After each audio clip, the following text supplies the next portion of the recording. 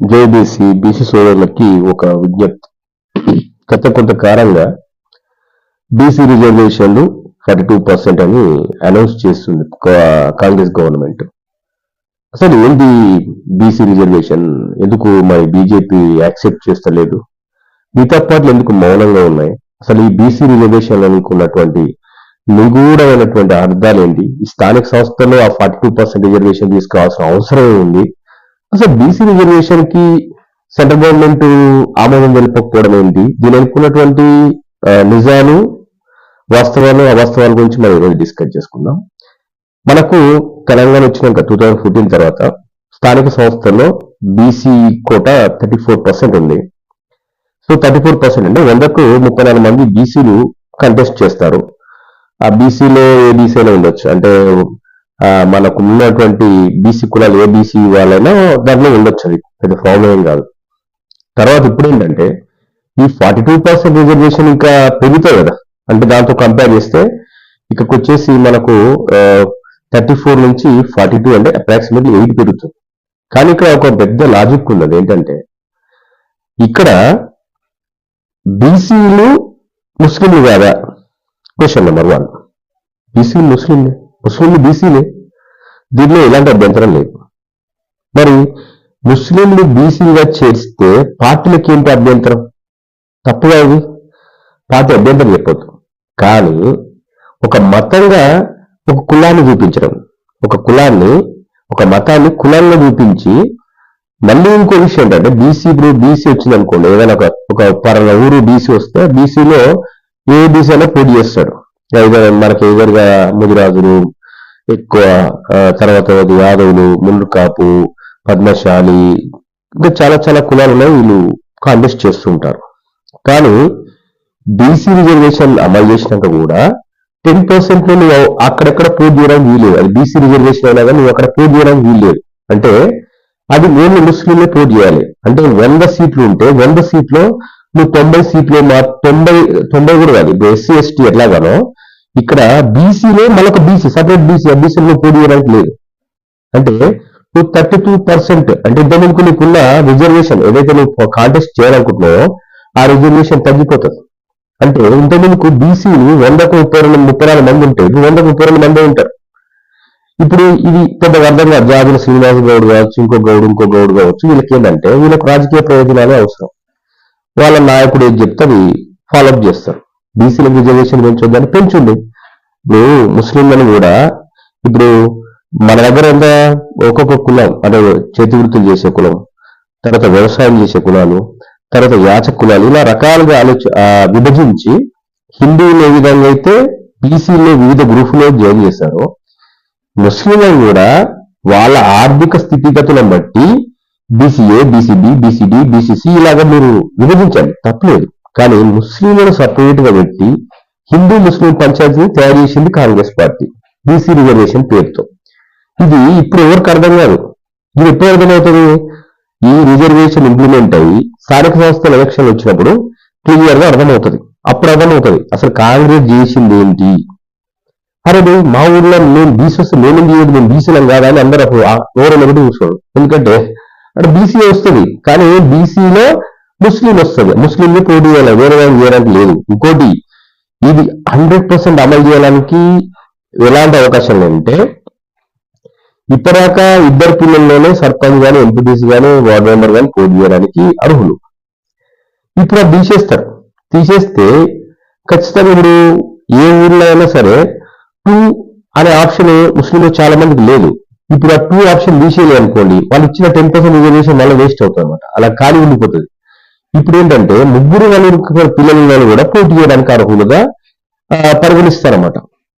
ముస్లిం reservation కి ఏ party వ్యతిరేకం కాదు. కానీ ముస్లింలను సపరేట్ గా చిత్రీకరించి సపరేట్ గా రిజర్వేషన్ ఇస్తే మాత్రం ప్రతి పార్టీ దాన్ని వ్యతిరేకిస్తుంది. ఎందుకంటే ఇన్నర్ గా వ్యతిరేకించుకోండొచ్చు, బార్గడంగా వ్యతిరేకించుకోండొచ్చు. కానీ పార్టీ కార్యకర్తలు కావచ్చు, కాంగ్రెస్ పార్టీలో కట్టప్ప లాంటి వాళ్ళు ఉంటారు పాపం చాలా మంది. సో వాళ్ళు వ్యతిరేకించలేరు. ఎందుకంటే వ్యతిరేకిస్తే వాళ్ళ ప్రాబ్లం వస్తుంది ఫ్యూచర్ అని వాళ్ళు ఆలోచిస్తారు.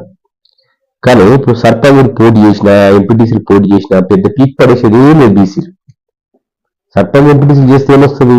ఎమ్మెల్యే ఎంపీలు చేస్తే వచ్చేది. రాజ్యాధికారం అనేది మొత్తం ఎమ్మెల్యే ఎంపీ చేతిలో పెట్టుకొని ఈ సర్పంచులు వార్డు మెంబర్లు అలా చేసిన వాళ్ళ లక్షలు 20 లక్షలు 30 లక్షలు ఖర్చు పెట్టి ఎంపీటీసీ సర్పంచులు అయితే ఆ పెట్టిన బిల్లుల అమౌంట్ కూడా ఇప్పటిదాకా చాలా మందికి రాలేదు. ఇప్పుడున్న గవర్నమెంట్ లో అవి వస్తాయని నమ్మకం లేదు. కొన్ని ఇలాంటి పరిస్థితుల్లో ఏంది ఒక వాదాన్ని అంటే ముస్లింకి మేము ఉన్నాం, మేము మాత్రం మీకు రిజర్వేషన్ ఇస్తాం, మేము మాత్రం మిమ్మల్ని మీకు అన్ని పథకాలు ఇస్తాం, మేము మాత్రం మీకు అన్ని స్కీములు ఇవ్వగలుగుతాం అనేటువంటి సందేశాన్ని కాంగ్రెస్ పంపిస్తుంది అనమాట. స్థానిక సంస్థల్లో ముస్లింలు 13% దాకా ఉన్నటువంటి ముస్లింలు 100% ఓట్ బ్యాంక్ గా చేసుకోవడానికి చేస్తున్నటువంటి ప్లానే బీసీ రిజర్వేషన్ బిల్. ఈ బిల్ ఎలాగో ఇంప్లిమెంట్ కాదు, ఈ పేరుతో బీసీ బిల్ మొత్తం లేకుండా చేద్దామనే ప్లాన్ తో కాంగ్రెస్ పార్టీ ఉంది.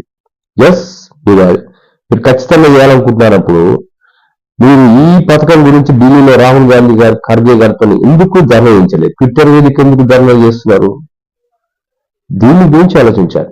బీసీ మేధావులారా, మీరు ఎంతసేపు మీకు మేధావితనాన్ని వాట్సాప్లో ఇంకో దాంట్లో వాడుతున్నారు, కానీ మేజర్ గా కులాల మధ్య మతాల మధ్య కాంగ్రెస్ పెడుతున్నటువంటి చిచ్చు మీరు ఎప్పుడు ఆలోచించట్లేదు. ముస్లిం సోదరులకి మేము ఇక్కడ ఉన్నటువంటి ఏ ప్రజలు కూడా వ్యతిరేకం కాదు. ముస్లింలకు సపరేట్ రిజర్వేషన్ అనేది వాళ్ళని సపరేట్ చేయడమే. ముస్లిం ఇంతకుముందుకు బీజేపీలని బీసీబీలో లేరా? ఇంతకుముందుకు వేరే కులాలు వేరే బీసీబీల గ్రూపులు లేరా? అన్ని గ్రూపులు లేవు. వాళ్ళు మంచిగా ఉన్న వాళ్ళని సర్పంచులు అయినారు, ఎంపీటీసీలు అయినారు. కానీ దీనివల్ల ఏమవుతుందంటే భవిష్యత్తులో ఊర్లలో ఇది మేజర్ గా ఇంప్లిమెంట్ అయ్యేది ఊర్లలో అనమాట. ఊర్లలో ఉన్నటువంటి ముస్లింలకు హిందువులకు ఈ ఫైట్ పెట్టడానికి ఈ రిజర్వేషన్ బిల్ తీసుకొస్తున్నారు. ఒక ఊర్లో బీసీ వచ్చిన తర్వాత మేము మా ముస్లింలకి ఓట్లు అన్నప్పుడు చాలా మంది వ్యతిరేకించే అవకాశాలు ఉన్నాయి. ఎందుకంటే కొన్ని ఊర్లలో నేను ఎస్టీ రిజర్వేషన్, ఒక్కటే ఫ్యామిలీ ఉంది ఆ ఊర్లో, ఎస్టీ రిజర్వేషన్ వచ్చింది. ఆ ఊర్లో అసలు ఎలక్షన్ జరగలేదు, ఒక్కరే ఉన్నారు అనేసి. ముస్లింలు కూడా ఊర్లలో మామూలుగా 10 నుంచి 20, 30, 40 కుటుంబాలు ఉంటాయి. వాళ్ళకి ఈ బిల్లు వల్ల ఒక మండలం తీసుకుంటే దాదాపు 7 విలేజెస్ ముస్లింస్కి వస్తాయి, ముస్లింస్ అట్లా వస్తాయి, సంతోషం.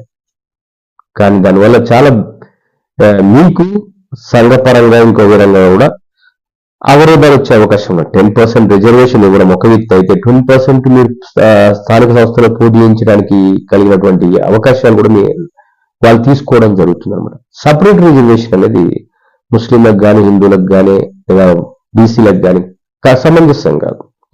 ఇప్పుడు ఒక రిజర్వేషన్ ఉందనుకోండి, బీసీడీ ఉంటే అన్ని కులాలు ఉన్నాయి, అన్ని రకాల జాతులు ఉన్నాయి.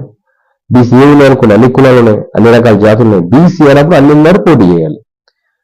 బీసీ అన్నప్పుడు బీసీలందరూ పోటీ చేయలేకపోతే అది బీసీ రిజర్వేషన్ ఎట్లా అవుతుంది? బీసీ రిజర్వేషన్ వచ్చినప్పుడు బీసీ వచ్చింది, ఎస్సీ వచ్చిందని ఎస్సీలందరూ పోటీ చేయాలి, ఎస్టీ వచ్చిందని ఎస్టీలందరూ పోటీ చేయొచ్చు. మరి బీసీ వచ్చిన బీసీలందరూ ఎందుకు పోటీ చేయకూడదు? ఇది అడుగుతుంది.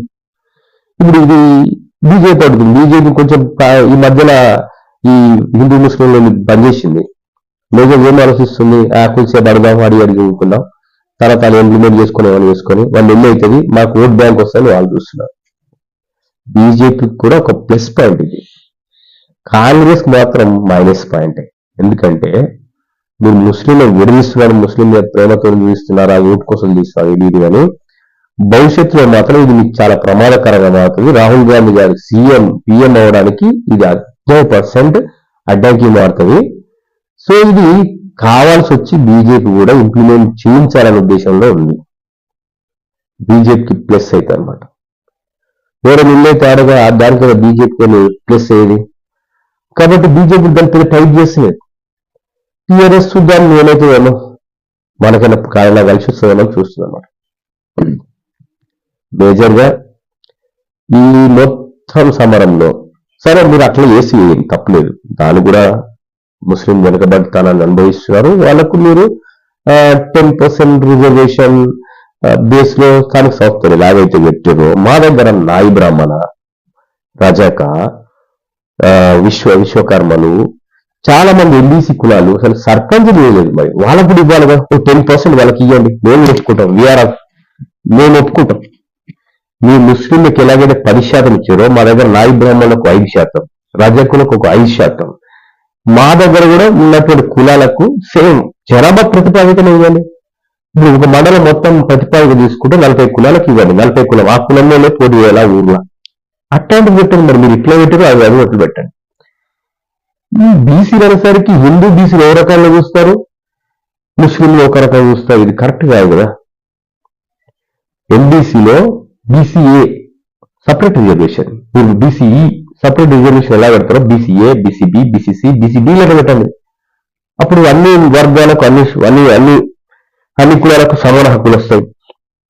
అందరూ స్థానిక సంస్థల్లో ప్రజా ప్రాతినిధ్యం వహిస్తారు, అందరికి కూడా రాజకీయ చైతన్యం వస్తుంది. ఇదే రిజర్వేషన్ స్టేట్ లో కూడా అప్లై చేయండి, ఎంపీలకు ఎంపీటీసీలకు అప్లై చేయండి. అప్పుడు మాతో 100 మంది ఎమ్మెల్యేల్లో 10 మంది ముస్లింలు ఉంటారు, 10 మంది రజకులు ఉంటారు. తర్వాత ఇట్లా జనాభా ప్రతిపాదనలో చూసుకుంటే చాలా మంది కులాలు ఉంటారు. మీరేంటారు, మీ రిజర్వేషన్ ఎవరైతే ఇంప్లిమెంట్ చేస్తారో వాళ్ళు ఎక్కడ ఉంటారో వాళ్ళు తెలియదు. బీసీ నాయకులు ఎవరైతే ఓవరాక్షన్ చేస్తున్నారో అన్ని పిచ్చి పిచ్చి మాట్లాడుతున్నారు ఈ మధ్యలో, బీసీ రిజర్వేషన్ అడ్డుకుంటున్నారు గిడ్డుకుంటున్నారు అని. మీ పని ఏంది? 34% రిజర్వేషన్ ని బీసీలకు రేపు స్థానిక సంస్థల్లో 42% ఈ రోజు 34 మంది ఎట్లా పోటీ చేసారు, రేపు 42 మంది అలా పోటీ చేయించే బాధ్యత మీకుంది. ఎలాంటి కొర్రీలు పెట్టకుండా మీరు సాదా సీదాగా ఎలక్షన్ 42% బీసీ అందరూ పోటీ చేయొచ్చు. ఇంతకుముందు కనుక జరిగింది. ఎస్సీ రిజర్వేషన్ ఎస్సీలందరూ పోటీ చేయొచ్చు, అలా మళ్ళీ కండిషన్లు టర్మ్స్ అండ్ కండిషన్స్ ఇలాంటివి చేయించాలి. బీసీ నాయకులు చాలా మంది నిద్రపోయి డబ్బులు మేల్కొని మాకు టికెట్ కావాలి, మళ్ళీ వర్తం లేస్తారు, మళ్ళీ మాకు అధికారం కావాలి. ఈ 5 సంవత్సరాలు పోయి కాలు మొక్కి ఒక టికెట్ పట్టుకొని వస్తారు. దట్ ఈస్ వాట్ ఇలా బీసీ. ఇది ఏ యుగం రాదు. ఇంకా మీరు కాలు ముగ్గురు కనుగొనరు. చాలా మంది బీసీలో చరిష్మా చూపించాలంటే ఫస్ట్ డబ్బు కావాలి. డబ్బు ఇస్తేనే బీసీని కూడా లేకపోతే వేయడు. స్థానిక సంస్థలో ఈ డబ్బులు రాజకీయాలు మానేయండి. ఫస్ట్ రాజ్యాధికారం ఇంతకుముందుకు కమ్యూనిస్ట్ పోరాటాలు అవి జరిగినప్పుడు చందాలు ఇచ్చి మరీ నాయకులు ఎన్నుకునేవాళ్ళు. అట్లాంటి బీసీలు ఈ రోజు బానిసలుగా మారిపోయారు. ఏదో ఒక పార్టీకి బానిసత్వం చేయడం, ఆ పార్టీ ఏ అన్యాయం చేసినా సరే దానికే ఎస్ మీరు చేసింది రైట్, అరే నువ్వు లేవురా బీసీలాగా ఎస్ నువ్వు చేసింది రైట్, అరే నీకు అవకాశం లేవురా ఎస్ మీరు చేసింది రైట్. కట్టప్పలకు మారిపోయారు కదా బీసీలు అందరూ. బీసీలు ఇంత 56% బీసీలు మన కులగాలను తక్కువ చూపిస్తే కూడా సపరేట్ ఎస్ మీరు చేసింది రైట్. ఇంకా దానికి ప్రెస్ మీట్లు పెట్టి చైతన్య సభలు పెట్టి ఏంటంటే ఇదంతా మీకు తెలియదా? మీ ఊర్లో ఒక ఊరు ప్రతిపాదిక తీసుకుంటే బీసీలు దాదాపు 50% దాటిపోతారు. అట్లాంటివి ఎక్కువ ఊరు ఉన్నాయి. ఏదో ఒక ఊరిలో రోజు సంభవిస్తే తక్కువ అయితే తక్కువ కావచ్చు. కానీ బీసీల్లో ఇంత అనైక్యతను ఎప్పుడు చూడలేదు. ఎవరి స్వార్థం కోసం వాళ్ళు పనిచేస్తున్నారు. అదే బీసీ సంఘాల యొక్క ఐక్యత. ఈ తెలంగాణ రాష్ట్రంలో 10 ఏళ్ళకి కాదు, ఒక 30 ఏళ్ళ తర్వాత కూడా బీసీ సీఎం కాదు. ఇది మాత్రం గ్యారంటీ. ఎందుకంటే సచ్చు సావలేనటువంటి శవాలతోని మనం ట్రావెల్ చేస్తున్నాం. అట్లాంటి నాయకులు మనకు బీసీ సంఘాలకు ఉన్నారన్నమాట. వీళ్ళకి ఎవరు ప్రిఫరెన్స్ ఇస్తే వాళ్ళు ఒత్తాసు పలుకుతున్నారు. నేను బీసీ నాయకులు తప్పుపట్టలేదు. అలాంటి నాయకులు మనకు ఉండడం మన దౌర్భాగ్యం. ఎస్సీలు చూడండి, ఎస్టీలు చూడండి, వాళ్ళకి చిన్న అన్యాయం జరిగినా సరే ఇమ్మీడియట్లీ వాళ్ళు దాన్ని రెక్టిఫై చేసుకొని పోరాటం చేస్తారు. వాళ్ళ పోరాట స్ఫూర్తికి సెల్యూట్ చేస్తారు. మందకృష్ణమాయ గారు దాదాపు 25 సంవత్సరాలు 26 సంవత్సరాలు దాదాపు 40 సంవత్సరాలు కొన్ని ఆయన మొత్తం ఆయన జీవిత కాలంలో అత్యధిక కాలం రిజర్వేషన్ సాధన కోసం పోరాటం చేసింది. అట్లాంటి నాయకులు మాకు లేరే, మా బీసీల కానీ మాకు చాలా బాగా అనిపిస్తుంది అప్పుడప్పుడు. తర్వాత పోతే చాలా మంది నాయకులు ఉన్నారు. ఆయన ఒక్కడు కాదు, చాలా మంది అంబేద్కర్ లాంటి వాళ్ళు, చాలా మంది ఎస్సీలకు దొరికినటువంటి అరుదైన రత్నాలు వాళ్ళు. బీసీలు ఎంతసేపు ఉంటే వారికి ఒక ఎమ్మెల్యే టికెట్ ఎంపీ టికెట్ ఇచ్చేది అక్కడ పోరాటం చేసి తప్పక పోరాటం చేసి పక్కన పడేసి చెప్తూనే ఉంటాడు అన్నమాట. బీసీలో ఏ కుల సంఘాలు చూసినా అట్లాంటి దౌర్భాగ్య స్థితి ఉంది. సో ఎడ్యుకేట్ అయినటువంటి బీసీలు మాకేందైతే సర్పంచ్ వాడు చేస్తారా, వార్డు మెంబర్ వాడు చేస్తారా, అది చేసినందుకు మనకు అవసరమా అంటారు. అరే పొద్దుగా నీ కొడుకు అవసరం రా, నీ మమ్మల్కి అవసరం ఉంది. ఇడ్డూ లెక్క ఆలోచించకు, కొంచెం వాళ్ళు థింక్ చేయి. ఇలా ఒకరోజుతో నీ చరిత్ర కదమా? మీ పురుషులు, మీ వెనుకొచ్చేటువంటి మీ మన్మళ్ళు, మన్మ వాళ్ళ మన్మళ్ళు ఎవరికి అవసరం లేదా? మరి ఇంత నిర్లక్తత, ఇంత ఇంత ఇంత అశ్రద్ధ అనేది కరెక్ట్ కాదు. ఆ రిజర్వేషన్ ఏం రైట్ ఉంది, రాంగ్ డిస్కస్ పెట్టండి. తీర్మానం మదన గారు మీరు ఉన్నారు బీసీ నాయకులుగా, మరి ఆ రిజర్వేషన్ మంచిగా చేయడానికి డిస్కస్ చేయండి. ప్రజలందరికీ తెలియాలి ఆ విషయం, తెలుస్తుంది కదా. మనం ఎవరికి వ్యతిరేకం కాదు, బీసీల మనటోళ్ళం ఎస్సీలకు వ్యతిరేకం కాదు, ఎస్టీలకు వ్యతిరేకం కాదు, ఓసీలకు వ్యతిరేకం కాదు, ముస్లింలకు వ్యతిరేకం కాదు. మన అందరికీ సమానంగా ఉంటాం. బీసీ అంటేనే అంట అన్ని కులాలకు, అన్ని మతాలకు, అన్ని పార్టీలకు, అన్ని జాతులకు కలమెలిసి ఉండేటువంటి కుటుంబం ఏమైనా ఉందంటే అది బీసీ కుటుంబం. మనకు పెద్దోడు లేడు, ఇడిచిన్నోడు లేడు. వీడి కాకేనైతే వాడు కాకేనైతాడు, పైనోడు కాకేనే, కిందోడు కాకేనే. ఎస్సీ ఎస్టీలు కాకేలు అయితే మనకు ఓసీలు కూడా కాకేలు అవుతారు. అంటే మనం మీడియేటర్స్, రెండు జాతులను కలుపుతున్నాం మనం. మనకి ఈడి తమ్ముడే, మనకి ఇద్దరు తమ్ముళ్ళే. ఈడన్నని ఈడానని, ఈ రాయనని ఈడు రాయని, ఇది కాకేనే ఇది కాకేనే.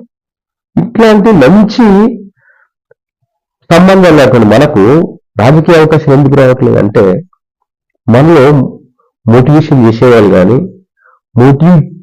చెప్పేవాళ్ళు కానీ, అసలు మనకు అంటూ ఒక అస్తిత్వం ఉంది, ఈ అస్తిత్వాన్ని స్థిరంగా కాపాడుకోవాలనుకున్న ఆశ లేదు. ఒకసారి ఎన్నో అయితే రెండోసారి రైతులు వాడ గ్యారెంటీ లేదు. అలాంటి నాయకులు గుర్తున్నాం మన దగ్గర. అలాంటి వాళ్ళకే పార్టీలు అవకాశం ఇస్తున్నాయి. నెక్స్ట్ టైం వాడు 100% ఓడిపోతాడు ఏదైనా ఛాన్స్ వస్తే. నేను ఒకటి చెప్తున్నా, బీసీలందరూ డిస్కస్ చేయండి. కాంగ్రెస్ ఇవ్వబోయేటువంటి రిజర్వేషన్లు, ఆ రిజర్వేషన్ ఫలాలు మనకు ఏ విధంగా ఉంటాయి, అది ఇంప్లిమెంట్ కాలేదు. ఇంప్లిమెంట్ అయితే వచ్చే అడ్వాంటేజెస్ ఏంటి, ఇంప్లిమెంట్ కాకపోతే వచ్చే అడ్వాంటేజెస్ ఏంటి, ఇది డిస్కస్ చేయాలి. అంతేగాని 42% రిజర్వేషన్ అడ్డుకుంటారు, ఇది ఈ ద్రోహం ఆ ద్రోహం అని ఆ సభకుండా స్పీచ్లు ఇచ్చేటువంటి ఆ ఎడిగా కొడుకులను బీసీ సంఘాలకు తీసుకోవడానికి ఏం మాట్లాడుతున్నారు వాళ్ళు? పేపర్ స్టేట్మెంట్ ఇస్తాను తప్పితే పెద్ద పలుకుబడి ఉన్న నాయకులు కాదు. ఏదో పైసలు బాగా ఎక్కువ కారు కొనుక్కొని నేను బీసీ నాయకుడు అని చెప్పేసి తిరగడం తప్పించి వాళ్ళ పెద్ద సబ్జెక్టు లేదు. అలాంటి బీసీ నాయకులు మనకు అవసరం లేదు. ఈ బీసీ సంఘాలకు ఉన్నటువంటి ఇప్పుడు ఉన్నటువంటి 50% లీడర్లు వాళ్ళకి సరైనటువంటి జ్ఞానం లేదు. అలాంటి వాళ్ళు ఉన్నారు, వాళ్ళకి ఏం తెలియదు ఏదో మాట్లాడతారు అంతే. ఏమైనా మాట్లాడిన ఊసిన మీదనో లేకపోతే వేరే ఇతర వర్గాల మీద మాట్లాడడం తప్పించి వాళ్ళకి సొంతంగా నాలెడ్జ్ లేదు. అలాంటి వాళ్ళు మనకు పనికిరాదు. నేను ఒకటి చెప్తున్నా, నేను ఒక బీసీగా చెప్తున్నా.